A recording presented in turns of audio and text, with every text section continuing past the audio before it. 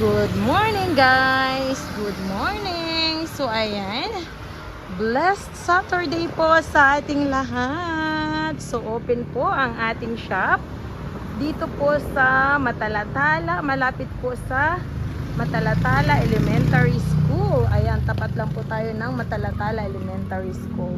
So open na open po ang ating shop guys hanggang 5 o'clock in the afternoon. So yung mga kailangan po ng t-shirts, shorts pang lalaki, dresses. Ayan, available po ang ating mga dress. Meron din tayong mga pang kids guys. Partner na po siya, mga ternong pang kids. Meron din po tayong, ayan, shorts na Shein. Ayan, Shein po. May shorts tayong Shein. Meron pa tayong mga crop top. At meron din po tayong mga pillowcase.